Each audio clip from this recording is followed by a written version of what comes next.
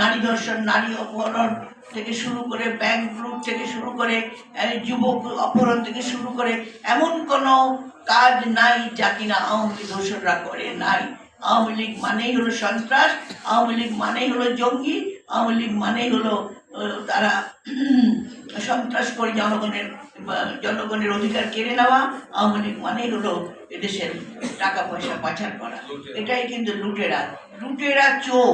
সত্যি কথা বলতে আপনারা এখন দেখছেন, রোজ খবরের কাগজ পড়ি, রোজ খবরের কাগজে বের হয়ে আসছে কিভাবে একটা পরিবার কিভাবে কোটি কোটি টাকা পাচার তো করেছে, এদেশের সমস্ত সম্পদ লুটে নিয়ে গেছে।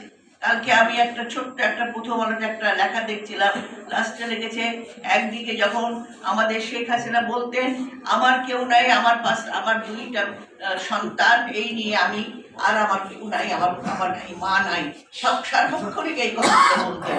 কিন্তু তিনি তার পরিবারের নামে এই দেশের আধিপত্য বিস্তার করেছে। পুরা পরিবার শেখ পরিবার হয়ে গেল।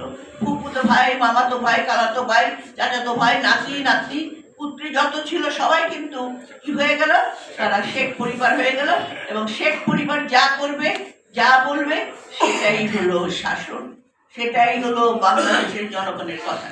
তাই দ্রব্য মূল্য থেকে শুরু করে মানুষের অত্যাচার থেকে শুরু করে মানুষের জীবন থেকে ব্যাংক লুট করে বাংলাদেশকে একেবারে নিঃশেষ করে দিয়ে গেছে শেখ হাসিনা।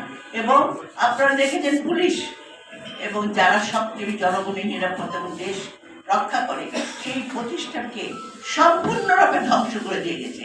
এখনো কিন্তু আমরা সব জায়গায় কিন্তু আমরা দেখি পুলিশি কার্যক্রম কিন্তু সেভাবে চলছে না, কারণ তারা এমনভাবে তাদের ধ্বংস করেছে, এমনভাবে তাদের নৈতিক চরিত্র নষ্ট করেছে, এমনভাবে তাদেরকে হত্যাকারী বানিয়েছে যেটা কিনা অবর্ণনীয়। কাজেই এই যে এই দোসররা এখনো পালিয়ে গেছে, কিন্তু একটা কথা এখানে বলছে, আওয়ামী লীগের দোসর তারা এখনো আমাদের প্রশাসন থেকে শুরু করে আমাদের বিভিন্ন পুলিশ থেকে শুরু করে বিভিন্ন প্রতিষ্ঠানে তারা কিন্তু খাপটি বেড়ে আছে। তাই আজকে পেপারে দেখলাম ছাত্রলীগ কর্মসূচি দিয়েছে পহেলা ফেব্রুয়ারি থেকে, আজকে থেকে দিয়েছে এবং লিফলেট বিতরণ। নিষিদ্ধ ছাত্রলীগ যারা সন্ত্রাসবাদী করে ঝঞ্ঝানি করছে।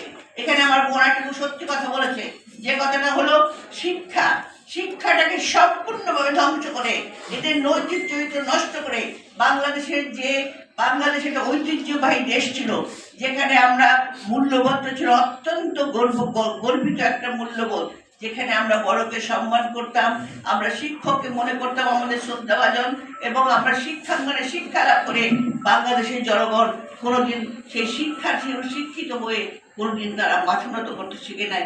সেই সমাজকে নষ্ট করার জন্য, একটি প্রজন্মকে সম্পূর্ণভাবে ধ্বংস করার জন্য তারা কি করেছে কি না করেছে, বিনা পরীক্ষায় পাশ করিয়ে থেকে শুরু করে বিভিন্ন অঙ্গনে সন্ত্রাসবাদী তারা লাঠি তুলে দিয়েছে, তারা হাতিয়ার তুলে দিয়েছে, বন্দুক তুলে দিয়েছে, রামদা তুলে দিয়েছে, যারা সেই নিয়ে তারা চাঁদাবাজি করতো। এবং তাই আজকে আমরা বলতে চাই যে আমাদের এখনো কিন্তু কঠিন অবস্থা, আমরা কিন্তু এখনো লড়াইয়ের মধ্যে আছি। এই লড়াই মানে সেই লড়াই যে লড়াই আমাদের হলো, আমরা আরো কোনো দুঃশাসন, কোনো স্বৈর শাসন এদেশে আমরা আসতে দেব না।